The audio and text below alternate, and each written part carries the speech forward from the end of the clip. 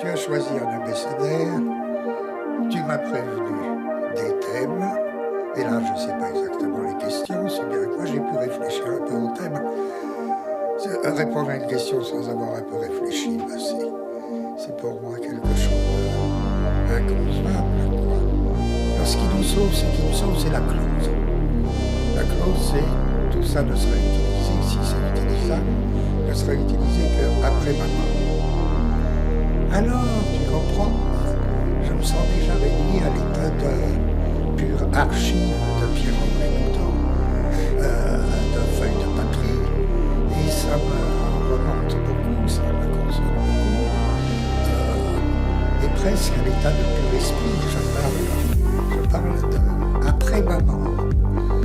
Et on sait bien qu'un pur esprit, il suffit d'avoir fait tourner les tables pour savoir qu'un pur esprit, c'est pas quelqu'un qui donne des réponses très très profondes et très intelligentes, c'est un peu sommaire. Donc tout va là-dedans.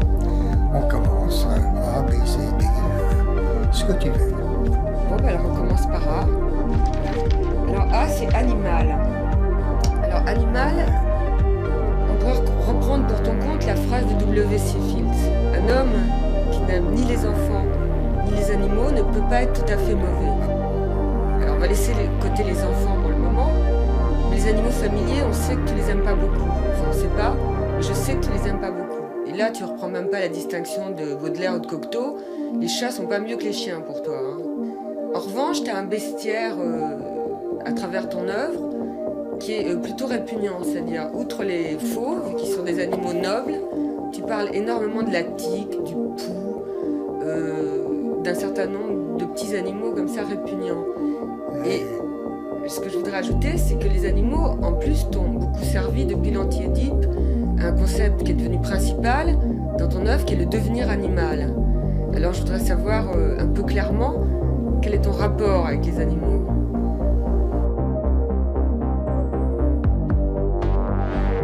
Animaux, c'est pas... Ouais. Ce que tu as dit là sur mes rapports avec les animaux domestiques, c'est pas animal domestique, animal apprivoisé, sauvage, c'est pas ça qui me soucie. C'est les chats, les chiens. Le problème, c'est que ce sont des animaux familiers et familiaux. Et c'est vrai que les animaux familiers ou familiaux, qu'ils soient apprivoisés, domestiqués, j'aime pas. En revanche, les animaux domestiqués, pas familiers, pas familiaux, j'aime bien parce que je suis sensible à quelque chose chez eux. Alors ce qui s'est passé pour moi, c'est ce qui se passe dans la famille. J'étais sans chat ni chien, et puis voilà qu'un de nos enfants, à Fanny et à moi, amène dans ses petites mains un chat qui n'était pas plus grand que la petite main. Il l'avait trouvé, on était à la campagne, il l'avait trouvé dans un paillet, dans je sais pas quoi.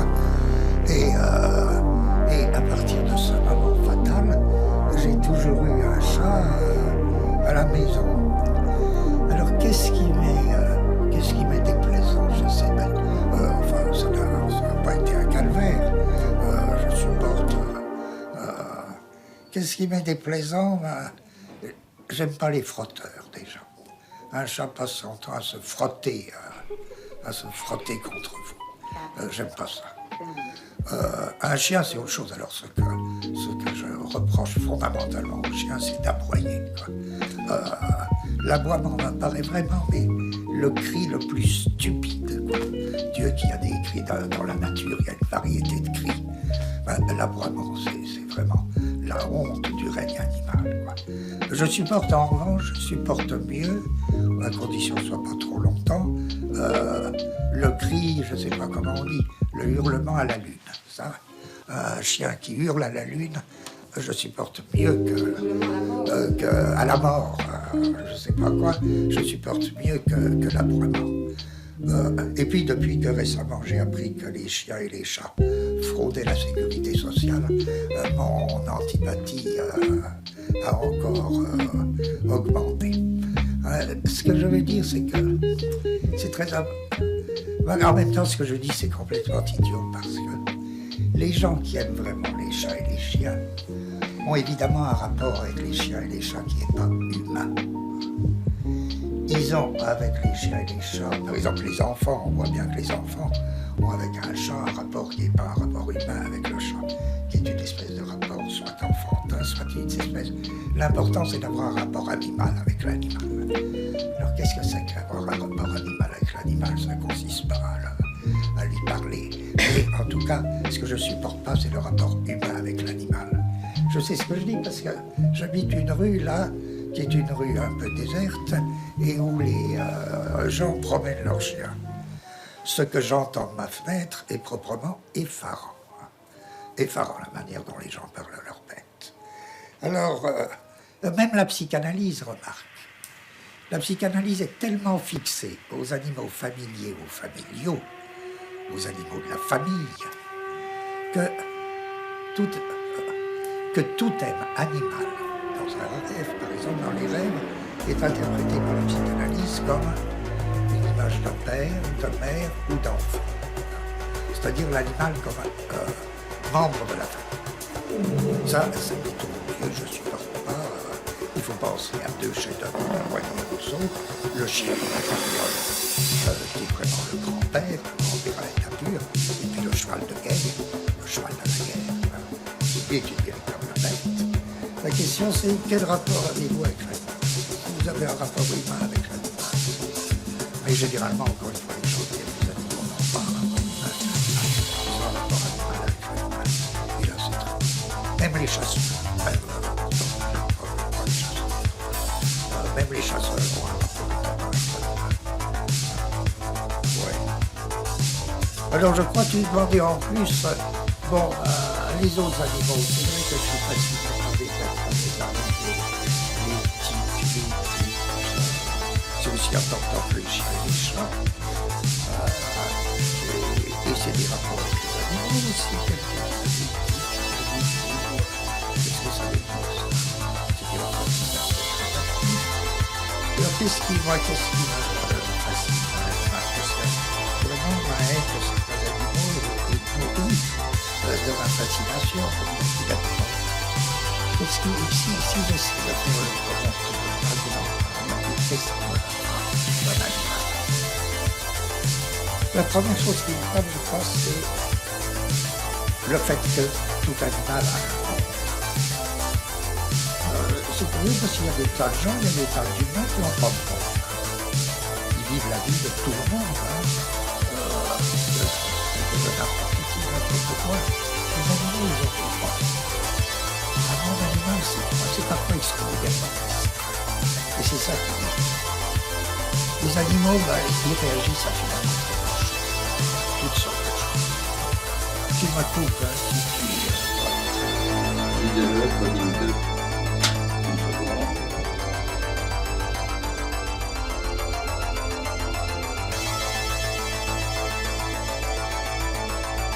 Oui, dans cette histoire, ce premier trait de l'animal, c'est vraiment de distinguer le monde d'animaux spécifiques.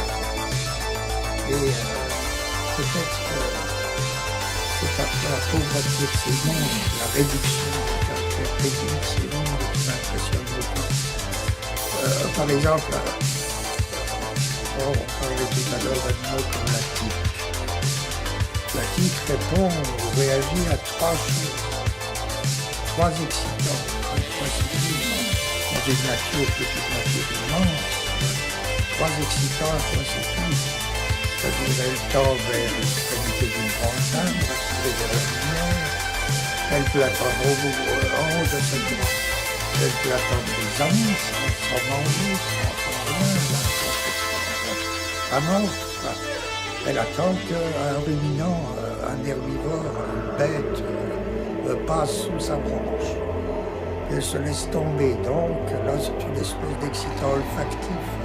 Elle sent la tique, sent la bête qui passe sous sa branche. Ça fait deuxième excitant. Lumière et puis odeur. Et puis quand elle est tombée sur le dos de la pauvre bête, elle va chercher la région la moins fournie en poils. Donc là un excitant tactile. Et elle s'enfonce sous la peau. Le reste, elle sort. On peut dire elle s'en fout complètement. nature fourmillante, elle extrait et sélectionne 3 choses. Et c'est ça ton rêve de vie?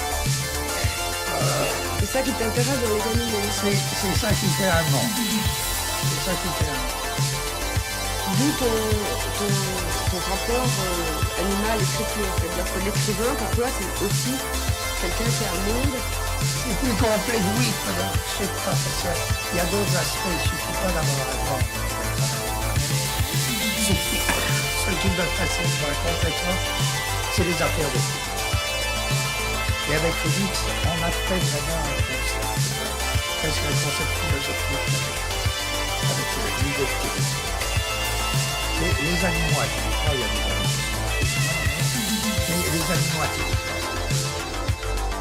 Parce que constituer un territoire, pour moi, c'est presque la naissance de l'art. Quand on voit comment un animal marque son territoire, tout le monde sait, tout le monde raconte toujours des histoires de glandes anales, d'urine, lesquelles il marque les frontières de son territoire. Mais ça dépasse beaucoup ça, quoi. Ce qui intervient dans le marquage d'un territoire, c'est aussi une série de postures. Par exemple, se baisser, se lever. Une série de couleurs. Les drilles, par exemple. Les couleurs des fesses des drilles, hein, qu'ils manifestent à la frontière du territoire. Couleurs, chant, posture. C'est les 3 déterminations de l'art. Je veux dire, la couleur, les lignes, les postures animales sont en véritable ligne. Couleur, ligne, chant. C'est l'art à l'état pur. Et alors, moi je me dis, quand ils sortent de leur territoire, quand ils reviennent dans leur territoire, leur comportement, le territoire, c'est le domaine de la voix. Alors c'est très curieux que ce soit dans la voie, c'est-à-dire mes propriétés à la manière de Beckett, à la manière de Michaud. Le territoire, c'est mes propriétés. Et sortir du territoire, moi, c'est sa nature. Il y a des bêtes qui reconnaissent leur conjoint. Ils le reconnaissent dans le territoire, mais ils ne le reconnaissent pas hors du territoire. Tout ça, c'est des merveilles. Je ne sais plus quel oiseau. Faut croire. Et puis, alors, avec Félix, je sors de l'animal, je me suis tout de suite un problème philosophique. On mélange un peu de tout pendant la décédère. Je me dis, on reproche parfois aux philosophes de créer des mondes à part. Mais moi, mets-toi à ma place. Pour des raisons données, je tiens à réfléchir à cette notion de territoire. Et je me dis, le territoire me vaut par rapport à un mouvement par lequel on en sort. Il faut donc réunir ça. J'ai besoin d'un mot en apparence barbare. Dès lors, avec Félix, on a construit un concept que j'aime beaucoup, qui est celui de déterritorialisation. On nous dit là-dessus, c'est un mot dur à dire. Et puis, qu'est-ce que ça veut dire? Quel besoin de ça? Là, c'est un très beau cas où un concept philosophique ne peut être désigné que par un mot qui n'existe pas encore. Même si l'on découvre ensuite que dans d'autres langues, il y avait l'équivalent. Par exemple, ensuite, je me suis aperçu que dans Melville, revenait tout le temps le mot outlandish. Et outlandish, enfin je prononce mal, tu corriges-le toi-même, outlandish, c'est exactement le déterritorialisé. C'est mot à mot. Alors, je me dis que pour la philosophie, avant de revenir aux animaux, pour la philosophie, c'est très frappant. C'est très frappant. On a parfois besoin d'inventer un mot comme barbare pour rendre compte d'une notion à prétention nouvelle. La notion à prétention nouvelle, c'est qu'il n'y a pas de territoire sans un vecteur de sortie du territoire. Il n'y a pas de sortie du territoire, c'est-à-dire de déterritorialisation, sans en même temps un effort pour se reterritorialiser ailleurs, sur autre chose. Donc tout ça, ça joue chez les animaux. C'est ça qui me fascine. Ce qui me fascine en gros, c'est tout le domaine des signes. Les animaux émettent des signes, ils ne cessent pas d'émettre des signes. Ils produisent des signes, c'est-à-dire au double sens, ils réagissent à des signes. Par exemple, une araignée, bon, tout ce qui touche sa toile, elle ne réagit pas à n'importe quoi, non. Elle réagit à des signes et ils laissent des signes, ils produisent des signes. Par exemple, les fameux signes, est-ce que c'est un signe de loup, ça? Est-ce que c'est un loup? Est-ce que c'est autre chose? J'admire énormément les gens qui savent reconnaître, par exemple, les chasseurs, les vrais chasseurs, pas les chasseurs de société de chasse, mais les vrais chasseurs qui savent reconnaître l'animal qui est passé par là. À ce moment-là, ils sont animal. À ce moment-là, ils ont avec l'animal un rapport animal. C'est ça, avoir un rapport animal avec l'animal.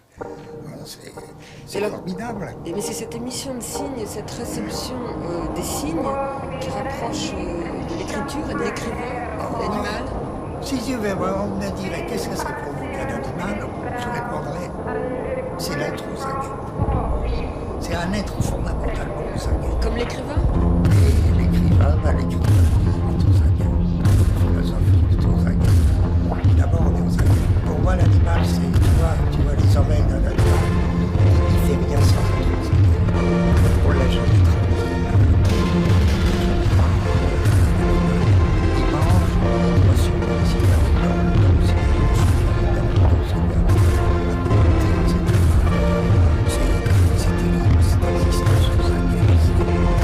Alors tu fais le rapprochement avec le rapport.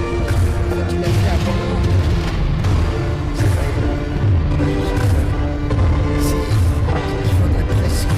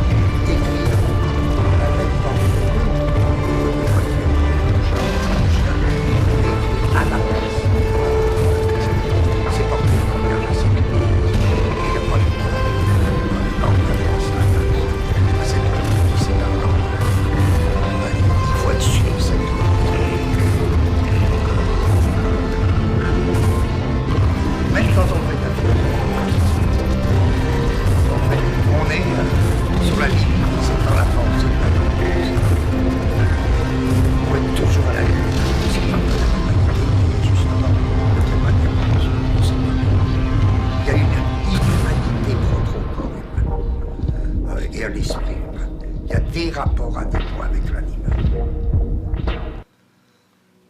Eh bien, si on avait fini pour A, ce serait bien.